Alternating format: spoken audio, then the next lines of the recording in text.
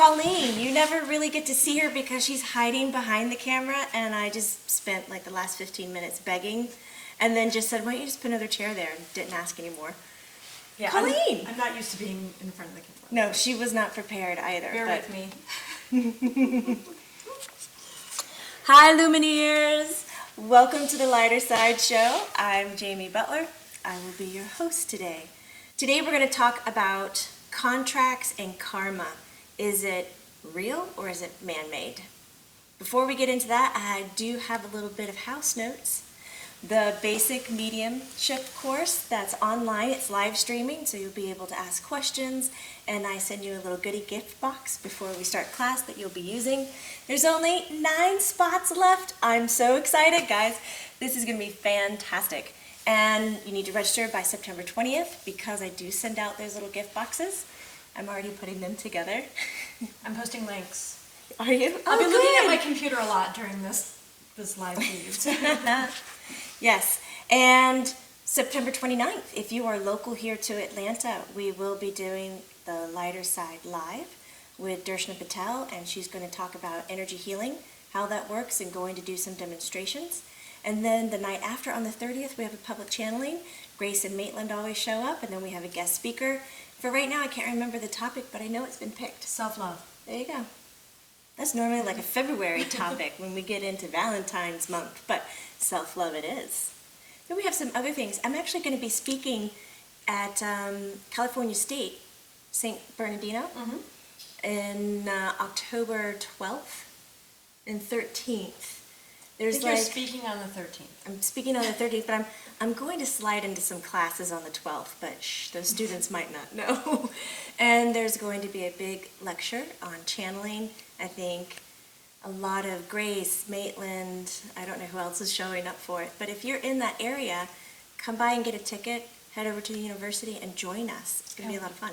We'll post all of those links as soon as I get them from the school. We do pretty good at that. All right. Let's start. You guys, send in your questions as we're talking. If you're thinking of a question, I want you to drop it in because I'm going to ask that Colleen read everything as it comes in. And that way we can build the conversation the way that you would like to hear it. We will do our best. So, contracts and karma, we hear a lot of this as being something that will help us learn kind of right from wrong. And it also feeds our human need to go ahead and know that there's going to be some repercussion if something that we see and we deem or judge as negative or bad.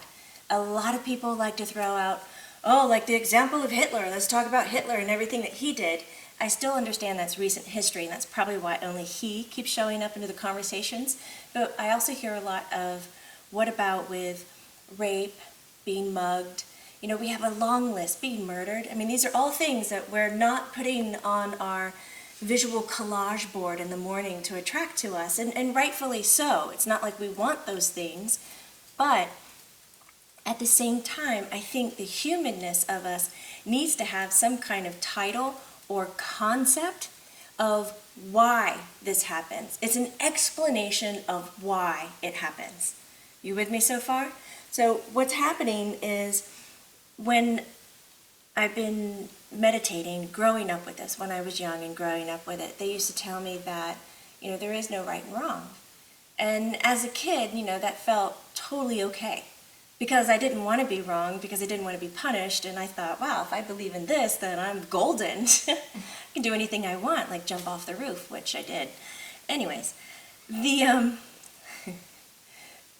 story for another time.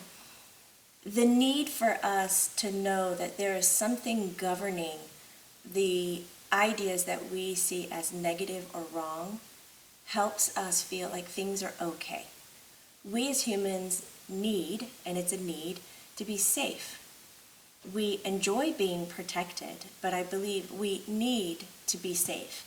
And if there's someone out there that's kind of, see, I'm air quoting here, rule breaking, whether it's running around the pool or pulling a knife on someone, rule breaking, then we don't feel as if we're in control in our environment.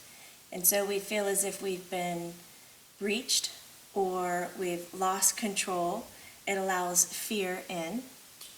And the concept I want to present today in what I've learned, as I mentioned, young and growing up, that there is no right and wrong. And I'm sure you've heard me attack this topic before. And it tends to sound good and well, but then as we start slicing and dicing it, we start to get, and I'm speaking in general terms, a little upset or angry that it doesn't necessarily fit into our language the way that we would like it to. With having a contract, we get to put a lot of emphasis or blame, like, well, I went through my 2 divorces, and I went to someone and they said, well, it was part of your contract. You needed to learn how to stand up for yourself. And so these were the examples that were done. And it gives us a sense of, oh, so that's why I went through that hell. It was part of a contract. Do you see where I'm getting? It feels good to place it there. And when you see something wrong happening, we can easily resort to, oh, well, karma's going to get that person. Karma's coming back. Or you think you're cursed. Nothing is going well for you. Nothing is going great. And you can say, well, karma's a bitch. So we have a place to defer this, I don't know why it's happening to me. I'm not in control over it. So instead of losing my mind, I'm going to accept these man-made concepts, guys. They're man-made concepts. Are you guys okay? It's pretty quiet out there. I thought I heard crickets for a second. Man-made concepts for us to feel protected, safe, mainly, in our human life. And why they're man-made. And we can get into the history of religion and our belief systems and why they were created. So we go back before government was really running the cities and towns and states and all this. We get into simple tribe nations, and we have a need for explanations of why the sun is coming up, why it's setting, why the weather patterns are happening, floods, all of this. And you can read a lot about it. It's really intriguing. There's stories being told, and this creates a sense of a deity who's in control over what's happening and so forth. So we start telling stories from old history, and we start believing in them. And so with this came the term of karma, that if you were going to do something negative, that there would be a punishment for you. Or if you did something bad in another life and you incarnated into this life, you're going to be paying for what you did in the other one. That's karma. It's coming back for you. The energetic world, the spiritual world, doesn't work tit for tat. There's no judgment there. There's nobody sitting there going, wow, the crap you did in that other life, you're right, it was bad. We can't wait to throw you into this one because we're really going to make you pay for it so you can balance the universe. Do you see? There's no sense of a need of balance. There's no right and wrong. There's no mistake. All that is. Crickets again. It's hard to surrender, I think, what we've learned and what we're coming into. I want to hear some questions. Okay, so Veronica, Mm-hmm. I think it's like Veronica, except with a W. Please let me know if I said that right. She says, hi girls. So it was said in previous shows that karma is man-made, which you've just addressed, but I always thought that karma was the same as law of attraction. Can you explain the difference? Explaining the difference. Law of attraction. What you put out is what you get back. That is not a punishment. Karma is based more on a reward or punishment. Like you're getting something good because of an action you did. So it's simply the way that it's worded, but it's showing the human side that if we are to do something good, we get a reward, a pat on the back, that something above us is judging us and giving it to us. When we look at like attracts like, it's like pretty much taking karma that's a spiritual term, a judgment term, and taking it into a scientific term and making it very straight up and plain. So it's not about a reward and punishment. It's if you put out negativity, you're getting negativity back.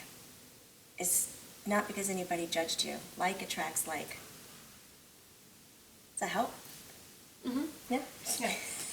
What about, sometimes I have a hard time focusing on what Jamie's saying and looking at the questions at the same time. So a lot of times with karma, it's talking about past life stuff. So law of attraction, from what I'm hearing from you, has to do with our present day reality, what we're putting out, we're getting back.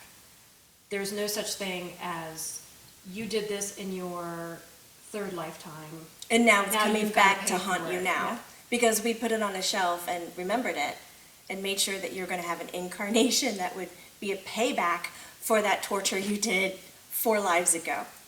And It doesn't work like that. there's a lot of belief systems now, and I've, kind of been involved with some of them that say, in this lifetime, you constantly have to put out good deeds to replace all that bad karma. So what do you have to, you just do good things because you're doing good things. We do good things Because you want to. as humans because I feel that's how we're hot-wired. That's how we're created. We enjoy peace. We enjoy community. We enjoy pleasing people. I think that is our natural state of being. And I think all the suffering, the pain, and the anger comes from not being allowed to give your goodness because you're told to shut up and sit still in class because you're told what you're offering wasn't good enough. And you chose to believe in what the other person was judging you and started identifying that you're not good enough. And this creates conflict, so you start acting out to be seen the way that you want to. And if you don't get your way, then you can bully your way into it. So for me, the putting out the good is not to mend or heal anything that's happened in the past. I don't believe there's anything, and I've never been taught in my whole childhood or talking to spirits that there was anything that I ever needed to fix in any of my other lives. Surprisingly enough, even when I was rotten in my childhood, like I did something sneaky to my brother, my guides would tell me, Bobby, would sit and tell me, he says, you're perfect. You're okay. And it's not like he was trying to praise me. He was trying to tell me that the way I acted out was the way I obviously needed to act out. And he wasn't telling me it was good nor bad. He was reminding me that whatever I did was okay. But it wasn't okay for me to keep it a secret or to hide it. They always encouraged vulnerability and honesty. And I think in vulnerability and honesty, we can really own up to Einstein's like attracts like. Because if we start hiding and harboring and storing things on a shelf, then I believe that you can really find a lot of calm and comfort in the term karma, because you're like, I'm not ready to deal with it. I'll probably get hit later on or something else will happen. So I hope that helped. Yeah, Keep talking. Yeah. I'm assuming it can help everybody else too. So I like this question. So Asa, Beatrice, and Nova. So she's asking, when we come here with a contract, we do come here with a contract, but at the same time we have free will, so things may or may not go exactly according to our pre-birth contract, right? If you were here, I'd hug you. Maybe, is this where we don't label it a contract? Yes. Label it something else. We call it something else, right? Yeah. The reason I say contracts are man-made. That's the term. When we say contract, we'll immediately draw up something we're familiar to, which would be, I just bought a house and I'm signing that contract that I'm going to pay that debt for a 30-year fixed loan. I don't know why that example came up, but contracts, it's a commitment and you stick to it and you work your focus and your actions in life to all lead to fulfill that contract. So it's more of an entrapping term. It suggests that you don't have another say-so. Like, even if I want to refi, I still have to have 30-year fix. It just looks a little different. I still have to sign the contract. I still have to keep to it. And it suggests that there's somebody like a bank hovering over me going, hey, you didn't pay that bill. You got to come back and pay this bill. But with a contract, there's no God or deity or guide or anything hovering over and going, hey, Asa, you have to do that. You said you were going to do it. You signed the contract. If you don't do it, I'm going to take something away from you. Right? It goes back to the reward punishment. If you don't follow through, we're going to take something else from you. What I've learned is a softer word that we have lessons. We choose certain lives and situations to grow through experience. Human life is all about emotions. We're emotional beings, we're not human beings. We're set up to go through experiences to learn how to honor our emotions, whether we enjoy it or not. It doesn't create karma. It's the level of honesty that we present with our emotions as we're going through it that helps us learn the lessons that we were attracted to for picking that life. And so these lessons can morph and grow, and we can get them again and again. I'm sure some of you Lumineers have already noticed in your life that you've done like the same thing like 5, 6 times. And in the back of your head, you want to believe, like, I must be cursed. I must be doing something wrong. This is insane that The this same is happening situation again. cycles itself over and Over again.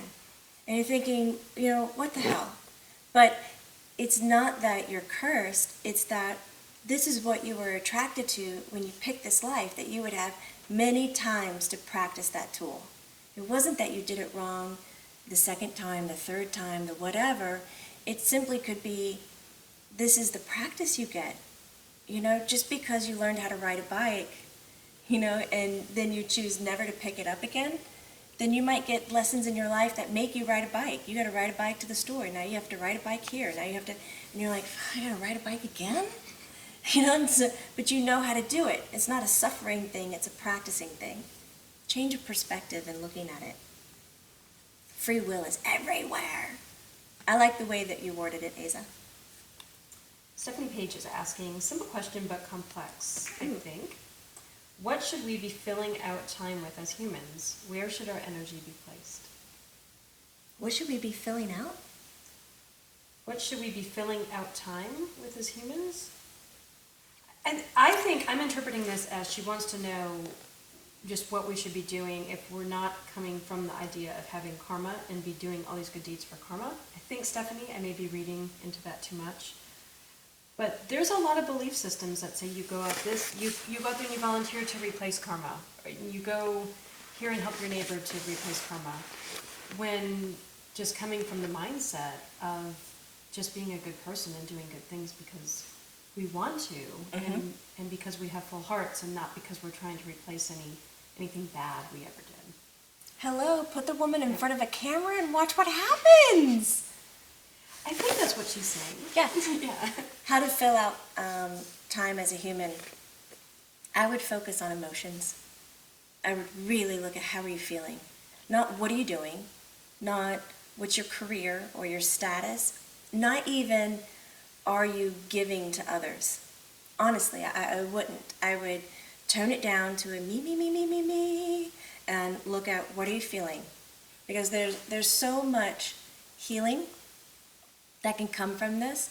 And when you are confident in knowing how you're feeling, and then you can speak from that place, holy cow, the space that you open up for other people to be who they've always wanted to be, but they never knew how to do it because so-and-so was manipulating it, or their work never let them speak up, or their family was abusive and they never asked, how do you feel about that? I mean, it is cathartic. It's amazing. I would start with there. I would fill my time. How do I feel? How am I showing up emotionally? Can I be honest about it? Can I be vulnerable with it? Because there's a level of strength that comes out above and beyond that we don't get to experience every day because, our culture and our society kind of grew so fast. It threw us into industrial times. It started to compartmentalize us into work structures and family roles and titles and expectations that had nothing to do with how we were feeling or even, are you enjoying your life? We have millions of people in our country alone that don't even enjoy their life. They wake up and they can't even find a smile. It's just like a death sentence all over again that they're alive. And come on, that's not a singular person doing that to them. That's an entire community, an environment, a culture, a society. It's kind of what we grew into. I'm getting up on a soapbox. I am. I get irritated that even our marketing and things of that nature kind of toy and don't honor what we're really feeling. Sure. Okay, Elaine Lennox. After we have completed our pre-birth contract and learned the lessons that we came here to learn, are we immediately removed from this life and taken back home, or are we given more human days just to be with our families? Given more human days to be with your family. I have come across people where I look at my dad, Elaine, and he's one of them. One day I looked at him and I was just shocked. And I said, Dad, you're done. And he kind of looked at me and I was like, I'm looking at your energy and you've learned everything that you wanted to do. When are you going to say that to me? Yeah. Colleen, you're You're done. done. Oh, You know how to learn anything else. I want to say it to me. And I want to be done. It is not like my dad didn't end up with any more difficult times. I mean, he still had difficult times, but watching this man, nothing stuck to him. It was just like, all right, this is what we're going to do. And I'm like, Dad, aren't you freaking out? He's like, I don't need to be. And I was like, well, are you in shock? Are you numb? Are you feeling? Are you okay? He's like, yeah. I mean, he's ended up in the hospital 3 times. I mean, just craziness. Cool. Because there's no pending things that he needs to bring forth in his life. He has a sense of completion and his energy shows it. So the way that he experiences trauma and difficulty is extremely different. I call him like little Dad Buddha because that's the way he looks. When you told him that, Jamie, was he like, yeah, that's right, I know? He did. He nodded his He did, head yes. yeah. We were at the dining room table and he was like, huh. And I was like, you did it. You've done it. You've unraveled it. You've figured it out for you. And now you just have fun. And he does. He has so much fun. He travels. He goes. But yet, to another case, I was with a best friend of mine, and she called me over. She was having some headaches. And I looked at her. She was talking to me, and I went, wow. I was like, Mary, you're done. I was like, you completed everything. And there was this beautiful moment of silence. And she looked at me and she said, my head really hurts. I have to go inside now. And I remember watching her with such hyper-awareness, the color of her lipstick, the way she smelled, the shirt she was wearing. And as I got into my car, I was like, that's the last time I'll see her.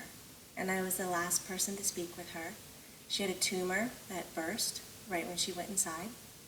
I saw her in the hospital before they let her go, but I mean, it just goes to show it. For her, it was getting it done and then being able to go. My dad, totally different. He was getting things done, the lessons, and now he's just here to kick back.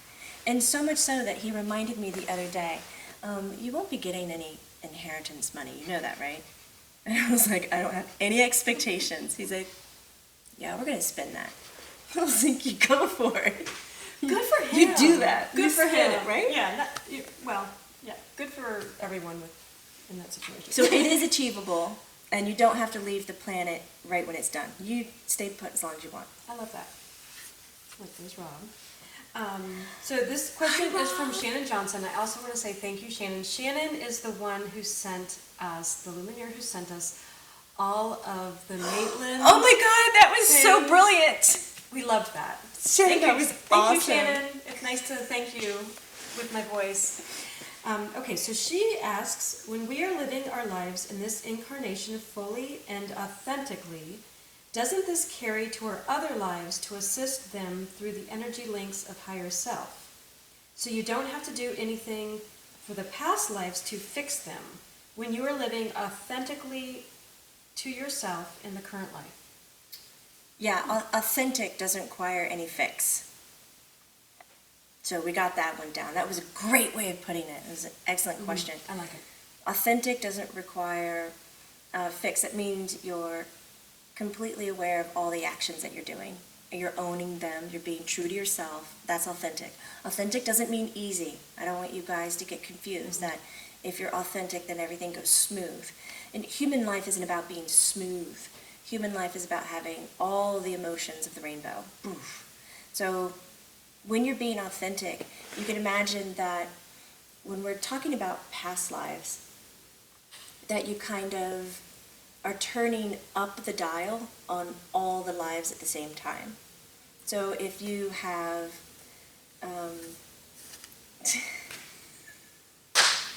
just say hi to Eric Meadows for a second. I just Is he lost right here? it. Yeah. I'm like, I'm not telepathic, I can't read your mind, I don't know what you're laughing at, and I don't so think sorry. that anyone Nobody else knows either, and out there knows I'm either. debating whether to say this or not. I very probably won't. Is it inappropriate? Yes, it's so inappropriate. Wow. Can you tone it down, Eric? God, it comes out of the blue sometimes. And so that's how it works for you too. When you're in a nice meditation or floating through your day, he could just pop up and just, whoa. Or even Maitland, she does the giggling. He was giving an example. He says hi to everybody. Nice crashing mode. When you're on, I can't do the example. I'm so sorry, guys. It's just sexually nasty. We'll just leave it at that. Can you put it in a different... Oh, God. I don't think I No. can. I'm too stuck in the imagery. Okay, well, But when you're authentic, it raises the bar over all your lives. When you're not authentic, so I want you to get the concept that all your lives are together, like it's a block. I kind of like saying it's a stack of books, and every book has a new life, and every book has chapters in it, and all that we can do in this life is pay attention to the one page and the one word that we're on. That's the best work that we can do. That allows us to be authentic in this life. It allows us to pay attention to how we're feeling. Now imagine if you were authentic in this life, it made the book fatter. It made it more fluffy or attractive, right? Fuller, because life was fuller when you were authentic. So it changes the height of the entire stack. Everything grows from it. Now, if you're not being authentic and you're having one of those lives where, you know, the more, we'll call them less desirables, there really are no mistakes or wrongs, guys, but you can throw out energy that doesn't help you progress, right? And so this can be more sticky, and it can pull onto other lives that have similar lessons and themes. That's why if you are redoing, and we're just saying redoing so you get a concept of linear time, if you're redoing a lesson in this life, that it can heal or feed or change in other lives and grow it. So it's not that it needs to, don't get me wrong, it's not like it needs to do that, but you have the ability to do that. we are getting a lot of questions. Okay, so the lessons you choose... So the lessons you choose before you were born to work on in this life is something different than karma. What is that called? An agreement? You can say an agreement. That works really well. Enhancements. Because look at it. When you're not in a human life, you're in your afterlife form. Call it higher consciousness, call it your spirit form, whatever. It doesn't need these lessons. So it's not like you're up there going, all right, I've got these 4 stars and I need the 5th one to complete the I'm good to other people badge. So I've got to reincarnate to this life to get the last star. There's no hierarchy, there's no need, there's no structure in that sense. It's just you enjoying an experience that you had before and you want more of it. You want to put yourself in different situations to find your strength or whatever you are attracted to, your ability to love others. So it's more of an agreement, an attraction. But oftentimes these lessons that we're choosing are not enjoyable. Oh, yes. And call that the fault of the structure of being human. And so the lack of ease, the it's not going well for me, the I hate this, which It's horrible. this is horrible. Why is this happening to me? Why? You would think What did I we're do talking bad in from my past experience, life? but We have all been there. yes, all. Yes. No, that's humans. We are designated, we have created, we have taught ourselves that in this world there is right and wrong. There is right and left, there's black and white, and there are positives and negatives. And so when we are learning something, it needs to show up in a judgment scale so that we know where to place it. And a lot of times, and I'm talking about humans, if we are learning stuff through joy, we don't deem it as valuable because joy is the easier emotion. It's crazy, right? But if we are to achieve something through a struggle or through a fight or a perseverance, then we tend to hold on to our lesson with more value because it took more time to get it. And that is just a human thing. That is not a spirit thing. There's just not words for this. I am seriously, Lumineers, I want to start a dictionary. And I got online the other day and I was looking for words that meant the things that I was feeling and going through, and I can't find them. So I would love I like that, like a little pocket dictionary. a Lumineer dictionary where we have words that mean these things so that when we're immediately saying it, we're expressing what we mean. We are getting so many good questions. Thank you, everyone. Okay, so Hey, Lisa. this is from, I'll read Lisa's. Okay. Lisa Smith. So, a flexible agreement of what you initially want to learn or accomplish with free will to change and grow as you evolve. I think that was in response to something that we had said before. Yes. Flexible agreement rather than a contract. I like that. See, let's create a word that means flexible agreement to enhance a lesson you're attracted to. Boom, let's come up with a word, and that will be our first word in our Lumineer dictionary. Love it. Because it's not a contract. A contract, in our human definition, is black and white. You can break a contract, right, and then it's gone. You can get punished for breaking a contract. There's somebody who's telling you that the contract is good or bad, and it's not it. We are in control of everything. So Laura Nyer, if two people have a contract to be with one another before birth, and one chooses to walk away, is that for the person's spiritual growth or just a human decision? Or are they just an asshole? You forgot that option. Well, contracts between people before birth, that is a lot more than just a romantic relationship. That's, right? That's a brother and sister. That's a parent-child. That's a neighbor that you've lived next to for 20 years. And Business sometimes, partners. I was going to say even business partner, boss, and employee as well.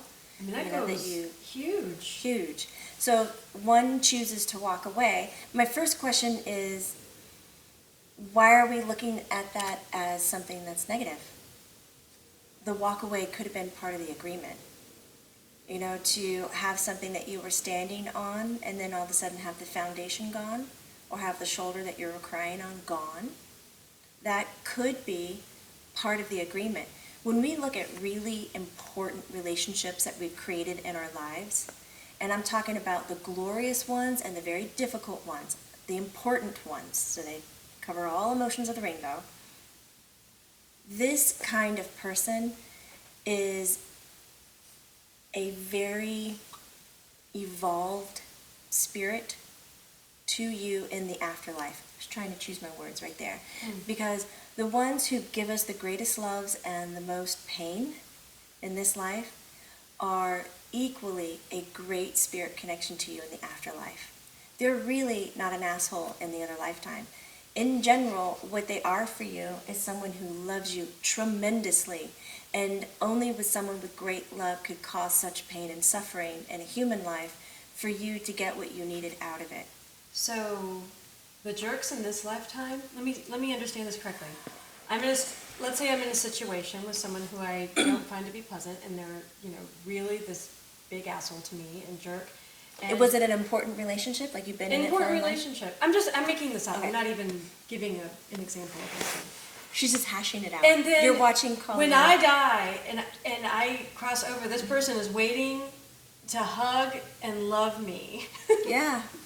They're like one of the first people waiting. So when we cross They might over, not be one of the first people, all but the when you jerks. find them, That's what I'm they're picturing like, as you're talking. the jerk lineup, where they're all like high-fiving We you love and loving you. you.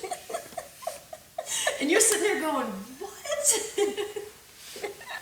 You made my life hell. You did this. No. Yes, no, they are in the afterlife and just going, I pulled that one for you. I did that for you. And you'll think, why in the hell would I ever choose something like that? But human life is a place where we can choose something like that. is different here. This is why human life is so special and beautiful.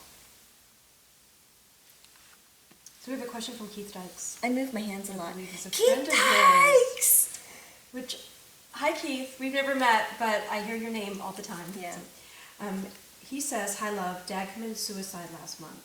I know the answer, but can you speak about this and how we have demonized these people and their families? Oh, it's terrible. Demonize, that's a great word.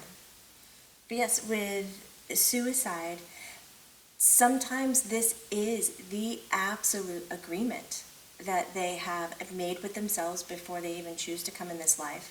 Suicide is not, in my world, an unacceptable passing. It is a choice. And I think what people forget is that it takes more strength and more focus and more self-love. And I know many of you will think suicide is not a self-love thing. Suicide is a rescuing. It's a type, I need rescuing, I'm the one who can provide it, I'm going to do it for myself. And it's not, it's an answer, is what it is. But there are suicides out there that are not part of the agreement, that it's a free will choice, and they've done it maybe out of, begins with the letter R, revenge. They do it out of revenge to hurt somebody else. You know, I have seen those in younger kids, and that's not a healthy experience. And that does need some attention and some healing. But when there was a thoughtful process and their life was difficult, but they made the decision, that can very much be a part of their agreement. And then for everybody around who's watching it, I'm going to go back to there's no right and wrong. There's no need for you to come in and judge it. It's more of an accepting it for as it is. I was going to say something else, because that's probably why Eric is here. Before Eric he says hi to everybody again, and that was something he said he chose for himself. It was the answer, it was the way that he could heal. And, what was it? And their families. Keith, I love you so much. My heart is bursting reach open. out if you, yeah, we're here for you. A loss of a family member, their physical loss, is tremendous. But then to also have your community not understand how to support you because of the choice, the way the body was lost, is it's incomprehensible. Sending you some light. Lots of love. Yeah, there's no karma attached to that. That wasn't a punishment for him in some other lifetime. I have some of you were thinking like, oh, could karma be attached to that? No, karma's man-made. Yoga Mama Jose. Hello, Yoga Mama. Hey, Yoga Mama. Can you explain exit points? Exit points. Are they real? They are real. Because that could be another thing that could be, that we could Oh, create. that we could say man-made. Mm-hmm. We could. Nope.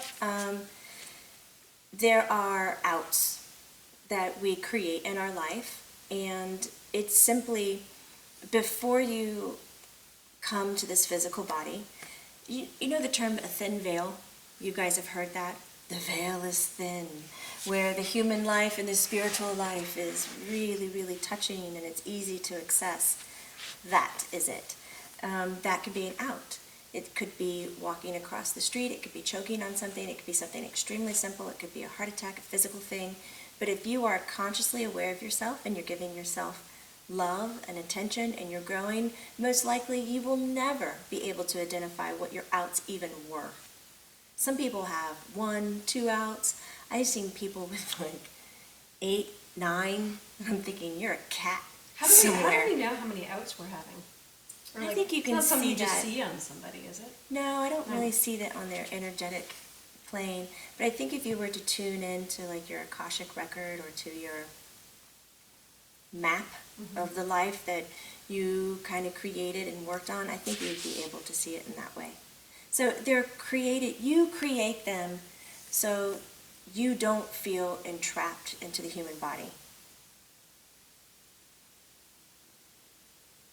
I was thinking how many times I felt trapped. where was my exit? Let's pause on that for a thinking second. about that statement. Yeah, no, it's true. So, before, let me explain my understanding of what you just said, and hopefully it will resonate with other people out there. Before we come here, we have this agreement, Agreement. a flexible agreement, Flexible agreement for lessons. and we know that this life may be challenging for us. Yes, well, it's So, Earth. We choose all these exit points to take just in case. Yeah, availabilities. Free will.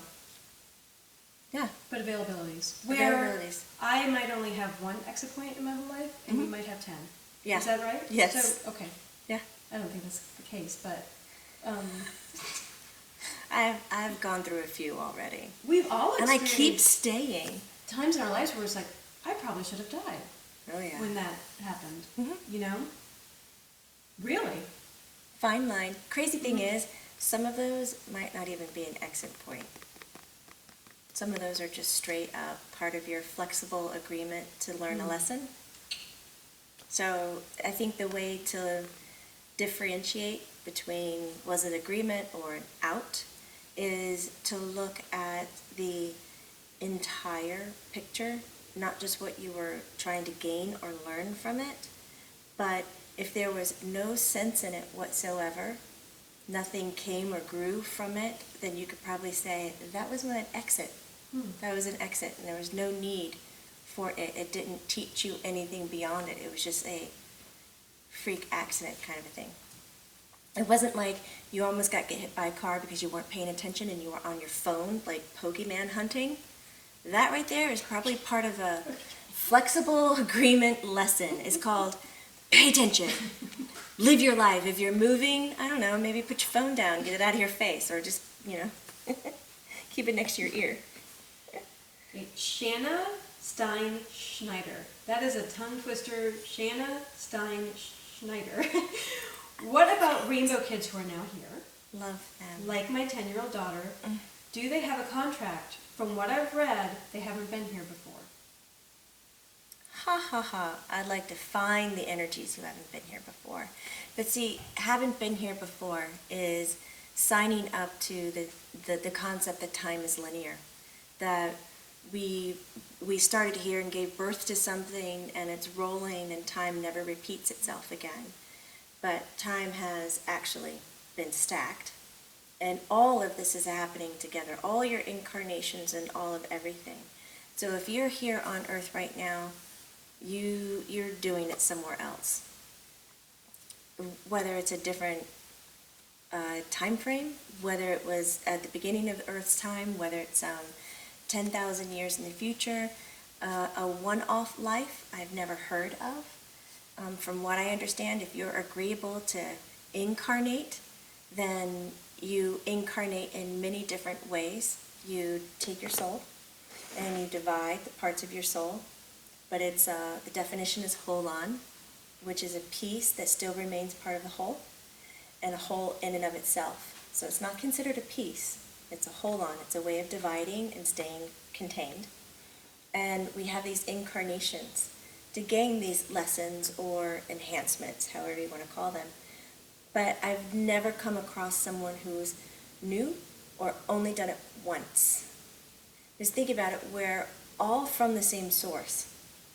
So in essence, if this division is being broken off for the first time, it's still not a new, because it's part of my soul, and my soul is part of all that is. Well, my soul is first part of my soul family, and then my soul family, my big group, is part of all that is. And there's probably other layers that I'm totally unaware of. It's just what I've learned and pieced together as I've been growing. But these rainbow kids, they come in with a completely different outlook. It is not the one that says, I'm going to go to school and I'm going to grow up and be a fireman and I'm going to have a savings account. And no, they come in and they're like, what's happening with humanity, man? What's going on? How come you're not sharing and equal? How come you're not balanced? They're totally worried and concerned about other things that society isn't even highlighting. And so society is looking at your kid, your rainbow kid, your crystal kid, and just going, we don't know how to deal with you. You probably need some medicine. Please don't medicate these children. They're beautiful and they're wonderful. And they're the ones who will help us get back into contact with how we're feeling. They're our biggest teachers. They are. They're amazing. So, yes, do they have a flexible agreement? I would say absolutely. They're here to shake us up and pay attention to how we feel. Not motivate us to perform, but get us back to the ma and pop world that we used to know so well. So, I've got a question from Karen Mask. She says, hi, Jamie. Karen! Do we have separate contracts, aka flexible agreements, Let me... with people that may have had multiple lives with us, or one master contract with different chapters? And I'll change to flexible agreements. So, That was Did you get beautifully said. Oh, God, yes. Lumineers, did you get it? So if we are incarnating with someone multiple times, let's say Karen and I have this life together, but we also are incarnating in 5 other lives together.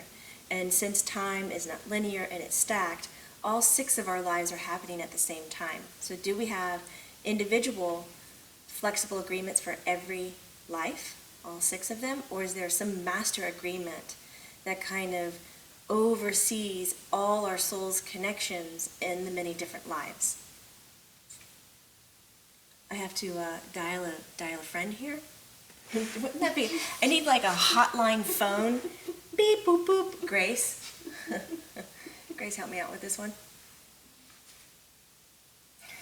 I love her voice. She always makes, even if you're in high stress and you're meditating with Grace, she's like, hey, you know, hello, my love. She's so plain and just makes you feel so good. So Karen, Grace is describing that in some cases, when the 2 lives are like a twin soul or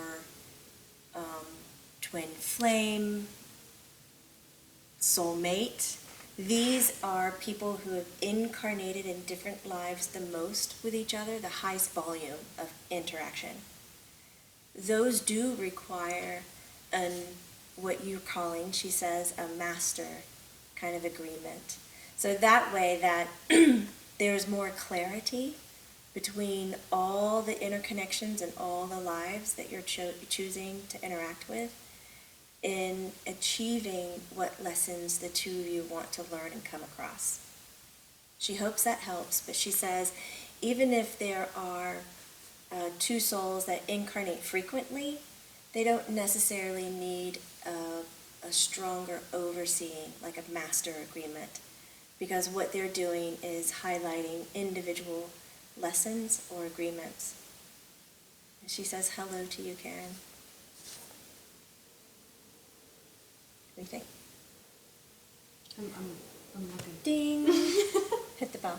I was so just enthralled in what you were saying, Grace. I wasn't thinking. I have never heard of that before. So that was learning curve. I lost it, but somebody asks, is that what near-death experiences are? Are they exit points? Are they always exit points? Always.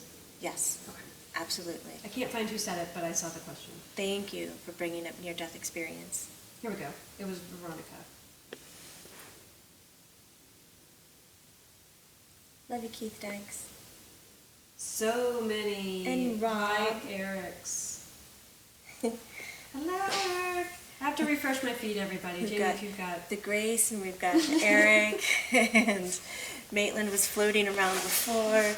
There's actually a ton of other spirits here in the room, too, but those are the big talkers. This is a good question from Allison. Are our guides just ours, or are they guides for others as well? For example, is Grace only your guide, or is she the guide to others? Grace, take it away. Grace has a lot of people. I want one day someone to make a microphone, and I'm just like, oh, Grace, you speak now, and just hold the mic for her to talk. So great. No, Grace says hello to Allison, and she's stating that, you found me? She goes, though I found Jamie. I didn't think I was lost. Right, I was in my mid-20s. Yeah, I was writing my book, and that's when I met Grace. And she says, when I found Jamie, I she does not. She was just repeat what I say. It's probably why she likes to channel through me and not let me translate for her. She says, I work with Jamie, but it does not mean that I am only, and she uses the word contracted to Jamie. And she says, also, Allison, I'd like for you to understand spirits outside of a human body. Whereas a human body, if you are taking on someone as a job, she said you might only have enough focus for one person. And she said, in spirit, I'm able to divide my attention and spread my attention to many. And she goes, that allows me to take on many people and guide them, speak with them on a day-to-day basis. I mean, that's an offhanded joke. She made a joke with, this is how God is. Grace is funny. Yeah. She says, God, and her definition of God is very broad. God is present for everyone. And anyone who is in spirit has that same ability to be present for everyone. And she says, now, Allison, imagine how many people are on earth. Imagine being present for all of them when you're human. She says it's impossible to wrap your head around. But in spirit, she says it's quite possible, and that's what she enjoys doing for people. So I'm talking now, so for Jamie's talking. When you ask, though, guides in general, are they just for you? No. They have their own lives. They know other people that they want to take care of. They check in on others. And that's even with family members as well. So my grandfather doesn't just watch over me. He watches over my brother and all my other cousins and all his daughters and his wife and his friends. I mean, he still talks about his friends from church, and he gets around. So we share. I don't have to. Grace goes, you don't get the right to share me. She says, I get the right to choose myself. Well, there you have it. I'll just stop right there, Allison. This is a comment from Mercedes Murat. Hey, Mercedes. She says, I love your dictionary idea. I recently wrote a book titled Grief with Ease, which, if you have a link, we would love to post that link. Because this is what she has stated. When she was writing her book, one of the biggest issues was using words that were not in today's dictionary. These words were vibrationally betterment of a word my son used quite often was oftentimes. I'm not sure if I read that. But, so she's saying she couldn't find the right words for her book. I would love for her to post a link to her book. Send us your link. We would love to get that. It's one of the things, for me, that holds me back from teaching, is not having the language. And I will talk in circles in my class just to get a point across. And if we can start creating a higher vibrational language, Lumineer vocabulary, it would be it would light a fire under our feet to be able to drop some of the trigger meanings to the words we have today and be able to increase our energy. I'm with you. Maybe, wonder if we can start it on a Facebook. Oh my God, you guys started a Facebook. You have a Lumineer's Facebook page. I forget who started it. I lost it, and I was just like so touched. I was like, oh my God, they pull these people together. I'm going to get the link and I'll post it on here later. Yes. But some of the Lumineers started a Facebook group for other Lumineers to get together and to find out where everybody's living and possibly get together locally. Yes, which is let's support each other. And whoever started the group, if you are on here right now, post the link to the group. I think it's called Lumineers Unite. I love it so much. That's awesome. I'm joining the group. Why do I feel like it was Yoga Mama? I don't know if I am remembering that correctly. But if it was you, post the link. Marshawn. Hey, Marshawn. So Marshawn wants to know, was it your contract, and I'm going to relabel it, flexible agreement, to do what you do? Yes. In this lifetime? It was my agreement. And I have, Marshawn, crazy enough, in many of my other lives, the same freaking agreement. It was crazy. When I went through the phase of doing past life regressions with hypnotherapy, I'd come out of it and I'd be like, am I just making this up? It kind of sounds like what I'm doing and struggling in this life, like coming away from not using my abilities to being in my abilities. Prophets and fortune tellers and, I was palm reading and stuff like that. I'm like, crap, I can't get away from it. I'd love to see a little snapshot of you in all those different career paths. Like Jamie. Maybe I can have a Jamie, costume day fortune and teller of the 1700s. I'll dress up in those lives that I can identify. I love it. Well, I think it's time for us to sign off. No. Oh, God, no. Guys, where are we going? Do you have any last Is there an minute- after party after this? last minute little wrap-ups?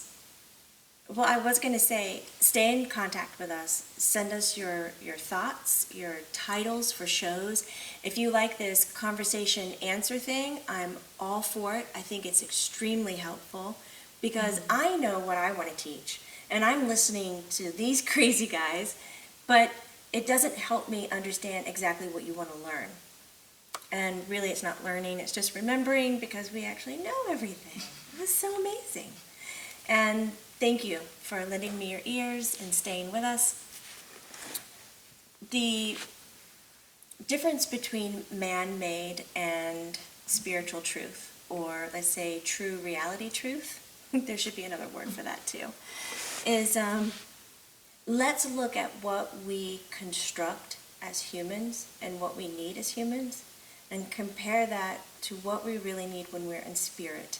And I think you'll start being able to kind of peel away what we're using as identifiers or even excuses as humans to understand complex energies and make them digestible. The idea of contract, the idea of, being judged and being placed and being rewarded or being punished or having karma, just knowing somebody has got our back to the people who've done the bad stuff, that, allows us to feel safe and productive as humans. But we don't really need it, because what we're trying to do is grow with enlightenment, we're trying to evolve, and these conversations that we're having today are helping us do that. So I really appreciate you guys showing up. We love you. Bye, everyone. Bye. Thanks for inviting me to sit in with you. Grace says Godspeed. Godspeed. Eric says, just see you later. Bye, guys. See ya.